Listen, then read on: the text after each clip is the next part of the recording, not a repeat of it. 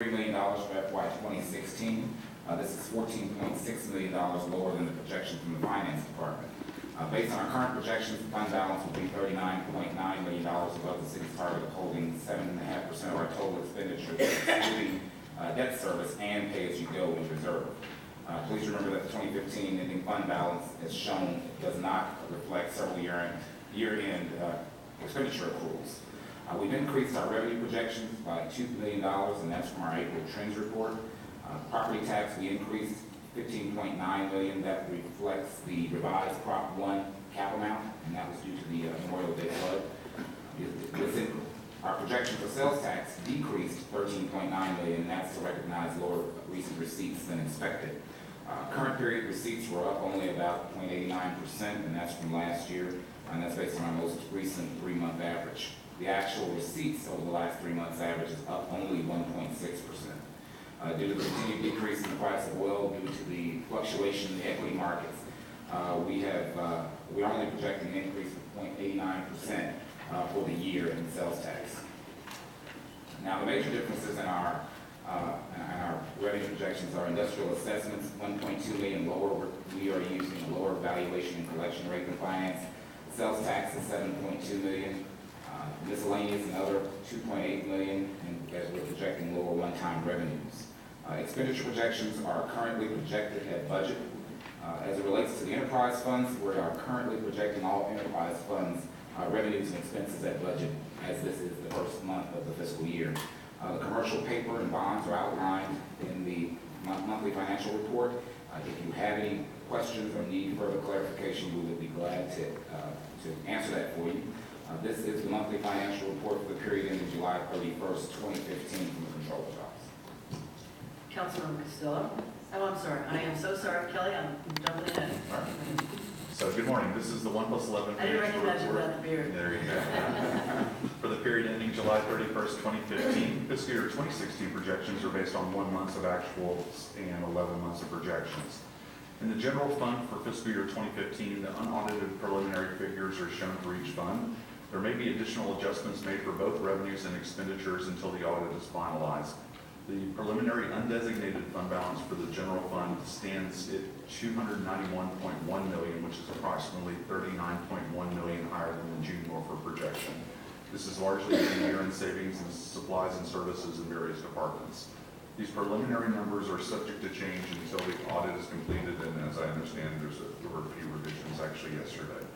In fiscal year 2016, we're currently projecting ending fund balance of $207.8 million, which is approximately 10.2% of estimated expenditures less debt service and pay-go transfers. Our projection for revenues and other sources decreased by $3 million from the adopted budget due to the following. Property taxes increased by $15.9 million due to the revised Proposition 1 cap, reflecting the recent May disaster cost recovery estimates. Sales tax decreased by $9.8 million due to lower prior year revenues following unfavorable economic trends. Municipal court fines and forfeits decreased by $3 million due to prior year trends. Projection for expenditures and other uses are at the budget. The projection, though, does reflect a transfer from general government to the Parks and Recreation Department of $550,000 for the after-school program. We're currently projecting enterprise and special revenue funds and all other funds at budget.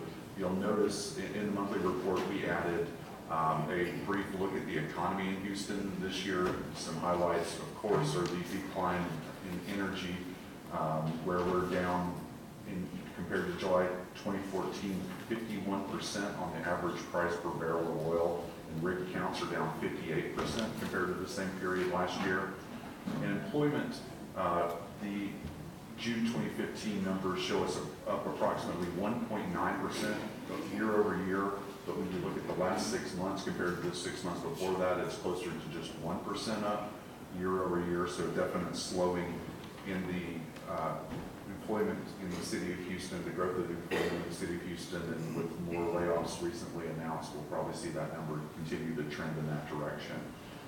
One bright spot is home sales, where we've seen strong home sales. We're up in July, 8,147 units, which was the highest 1 month ever volume compared to 7,769 a year earlier. So that portends good for what is about half of our property tax base in the city of Houston. So with that, thank you very much. That concludes our report. A mixed bag on the economic number. Councilor Costello. Thank you, Mayor. Good morning, colleagues. Good morning. There was a number of items that were addressed at the committee meeting yesterday. And gentlemen, thank you for your presentation and report yesterday. I'd like to just talk a little bit about a couple of them. The good news is obviously that our departments are saving money. The bad news is it poorly reflects on our budget process. And one of the budget amendments that were pro-authored was by Councilmember Martin and Councilmember Christie about across-the-board reduction of the budgets for our departments by 1 to 2%. I think it's noteworthy as a result of the information we're getting now that we should revisit that.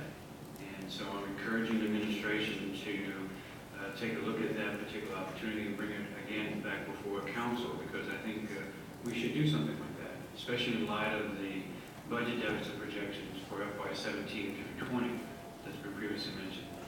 The issue of the $16 million, which is a reimbursement from the Memorial Flood, my issue with that is that we're sort of double dipping. We're taking advantage of a provision in the proposition, which I understand, and then we're also going to seek reimbursement. What I would like to see, if that's the case then, is once we have replenished our sustainability fund, which is a formerly we've called the rainy day fund, I'd like to set that money aside, and according to the comprehensive financial policies we adopted, use that money for one-time expenditure. And I'll give you an example of one opportunity, colleagues. We are committed to match the Bayou Greenway 2020 plan with debt.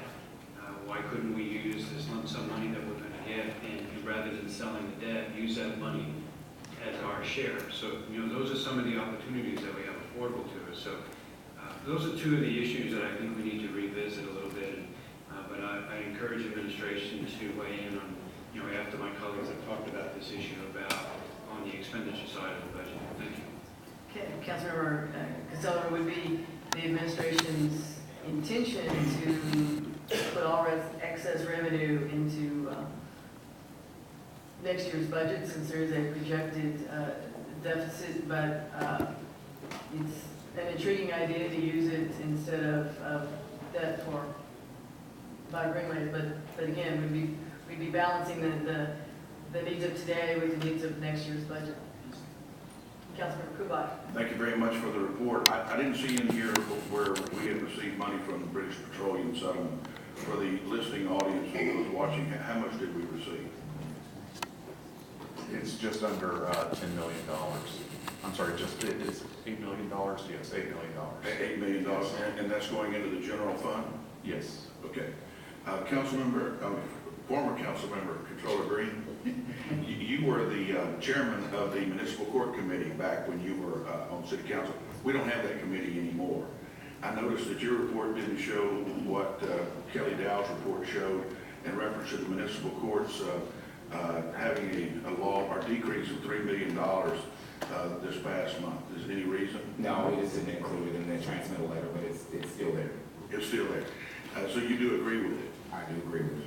I told council back a number of months ago, right after I became a council member, that we've got to do something about our municipal courts.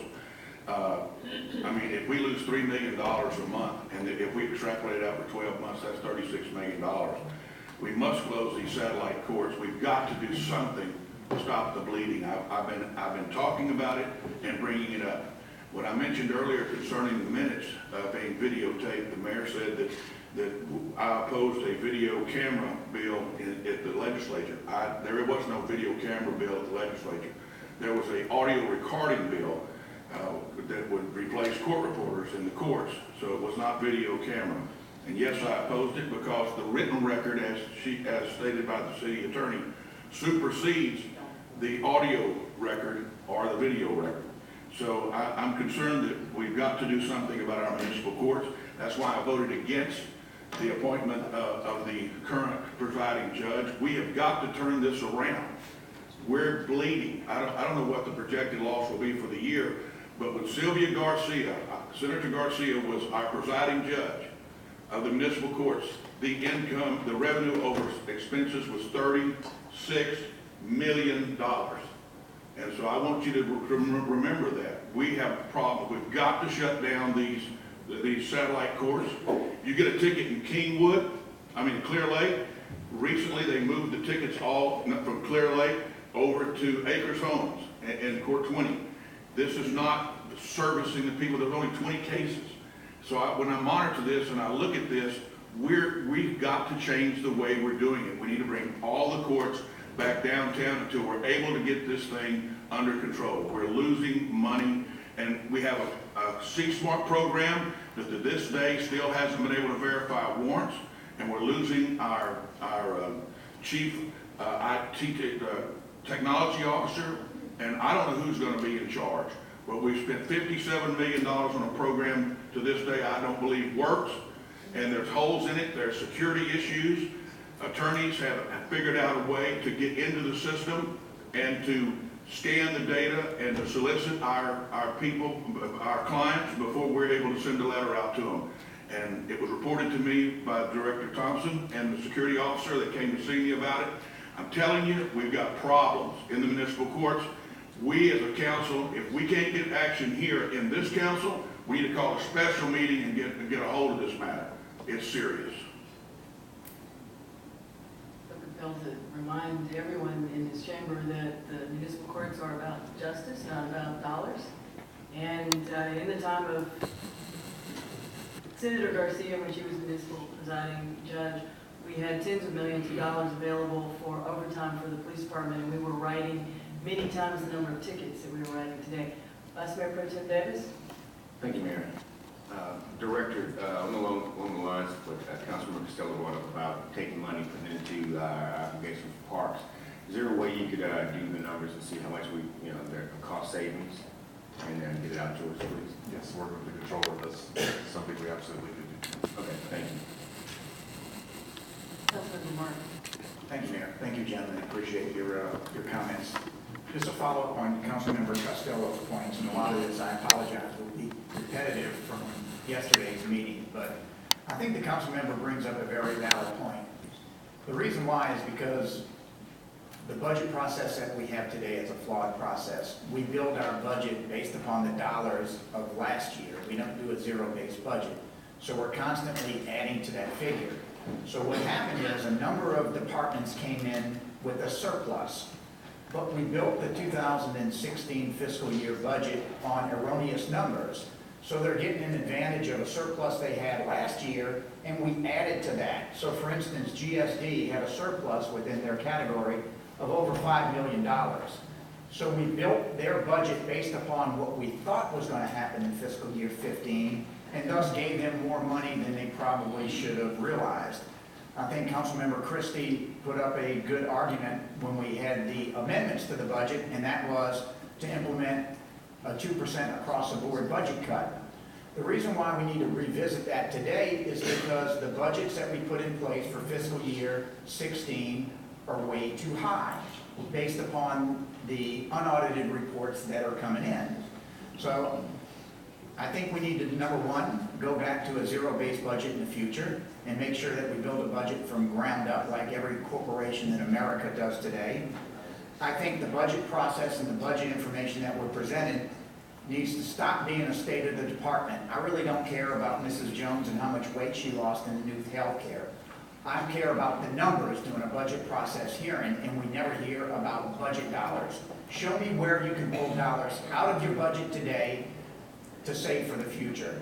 So I think it's a very valid point, Mayor, and I'd love to hear other council members' opinions of this, because the 2016 budget that we built, looking back on it now, was based on erroneous data because of the surplus many budgets received. And also I asked during that budget process, how many budgets of the 23 department budgets we do, how many of those 23 received less funding than they did the year prior? The answer to that was, in the last 5 years, 0. So each budget continually moves up, and if they have a surplus, we don't take that into account. We just add more money to the till.